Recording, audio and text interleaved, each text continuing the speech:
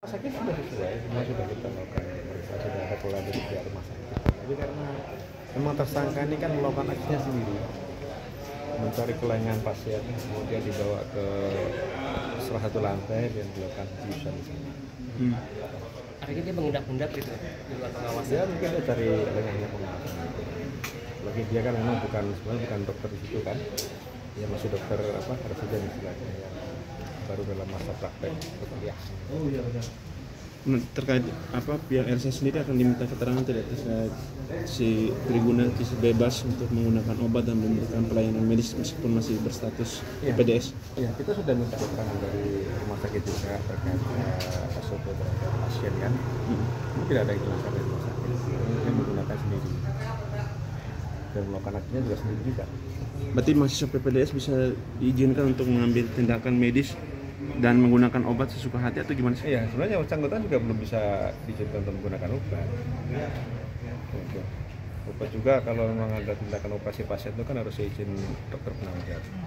Dari SOP sendiri apakah dia harus dinampingi tidak sama dokter tertentu yang merupakan karyawan tetap di RSAS? Iya, namanya dokter ASS itu kan dokter yang melekat, bukan dokter yang kemudian melakukan tindakan sendiri. Nah, kalau ada tindakan operasi kan dia mengikuti dari dokter ahli yang ahli bedah yang akan melakukan tindakan atau penanggung jawab di situ kan. Dan berarti tidak ada unsur pidana dari RSAS atau gimana? Sejauh ini dari pihak rumah sakit tidak ada unsur pidana atau apa. Kalau untuk terkait cairan bening sendiri gimana? Apa? Cairan bening yang disinyalir obat virusnya. Iya, sekarang sedang dimintakan keterangan diperiksa ya. Sedang dicek darah pasien yang dilakukan penelitian juga. Namanya uji toksikologi terhadap pasien, dicocokkan dengan sisa obat yang ada. Apakah ada tambahan korban atau masih 3? Sementara ini belum ada. Yang 2 ini udah laporan resmi dan Diperiksa sebagai korban tambahan aja. Sebagai keterangan di rumah sakit kemarin. Nah, ada indikasi penggunaan dosis obatnya berlebih ya untuk ketiga korban ini sehingga bisa tidak sadarkan diri selama hampir 4 jam. Nah, itu sedang diuji darahnya, uji toksikologi kesesuaian darah dengan obatnya dia pakai. Tapi indikasinya seperti itu kemudian. Kenapa? Indikasinya seperti dia menggunakan dengan dosisnya melebihi. Ya, nanti dilihat dari kadar darah pasien nanti, darah korban. Ada uji toksikologi dari darah korban. Apakah itu melebihi atau membahayakan akan dilakukan oleh ahli. Kemudian Triguna udah diperiksa tidak apakah dia membeli obat itu sendiri atau dia menggunakan obat milik RSAS?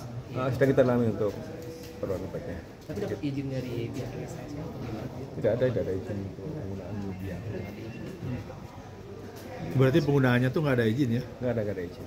Tapi dia bisa menggunakan di ruang medis. Nah, itu kan aksinya dia sendiri itu di ruang perawatan ya. Di ruang perawatan kan teman-teman tahu sendiri itu masih belum digunakan sama sekali. Lantai itu masih belum digunakan. Memang itu rencana akan digunakan untuk pasien khusus perempuan, tapi kemarin kita ke sana kan memang itu ruangan sama sekali belum digunakan. Tapi si Triguna ini udah mengakui belum dia melakukan 3 kali atau bisa lebih atau gimana? Yang untuk keterangan dia sih masih yang awal yang terakhir korban itu. Sementara yang 2 lagi sedang kita. Nah, ini kan pasien udah berjam-jam tidak di ini Pak, di ruangan itu. Nah, pengawasan di RSAS ini seperti apa? Apakah mereka tidak mengetahui bahwa ada pasien di ruangan itu seperti apa Pak? Nah, itu kan ruangan memang disampaikan tadi ruangan itu ruangan baru. Memang belum ada yang jaga di situ gitu kan. Kalau ruangan itu sudah digunakan pasti ada yang jaga. Tapi ruangan di lantai itu memang belum digunakan sama sekali. Masih tempat tidurnya masih baru, bahkan ruangannya masih baru, sama sekali belum digunakan. Tapi kemudian Direktur SDM kan mengatakan bahwa setiap mahasiswa PPDS ada dokter penanggung jawab yang mengawasi setiap aktivitasnya mereka. Nah, kemarin itu apakah tidak diawasi aktivitasnya mereka? Ya mungkin namanya pengawasan tidak sedetail mungkin ya. Mungkin dokter penanggung jawab sendiri tidak bisa juga mengawasi 24 jam barangkali begitu kan, namanya manusia itu kan ada saja oknum insiden seperti ini kan pasti mungkin ada lah. Intinya tidak ada pengawasan dari dokter penanggung jawab. Pengawasan tetap ada, tapi mungkin yang bersangkutan juga mencari celah di sela-sela pengawasan itu kan bisa jadi. Berarti pelaku ini udah tahu peta memetakan ya pasti pelaku sudah mempelajari ruangan di situ kan, mana ruangannya kosong yang nggak ada pengawasan kan begitu. Kemudian untuk penggunaan dosis 5 jenis obat bius yang sempat diungkapkan dalam barang bukti ini, pasal tambahannya apa kemudian? Karena dia menggunakan obat tanpa izin kepada manusia. Iya, sementara sedang kita kaji ya penggunaan obat ini. Jenis obatnya apa, nanti kita minta keterangan dari ahlinya, kemudian penggunaan seperti apa, kalaupun ada pelanggaran itu, pelanggaran apa yang dilanggar obat dari rumah Ya, sakit atau dia ya bawa itu sendiri? sedang kita dalami. Kalau rekonstruksi kapan Dan? Untuk rekonstruksi kan tentu kita menunggu petunjuk dari JPO nanti, apakah perlu kita lakukan rekonstruksi atau tidak kan. Dan untuk pertemuan hari ini dengan staf Presiden Pak Terawan, Dr. Terawan sendiri apa yang akan dibahas? Belum, beliau belum datang, mungkin siang nanti. Rencananya nanti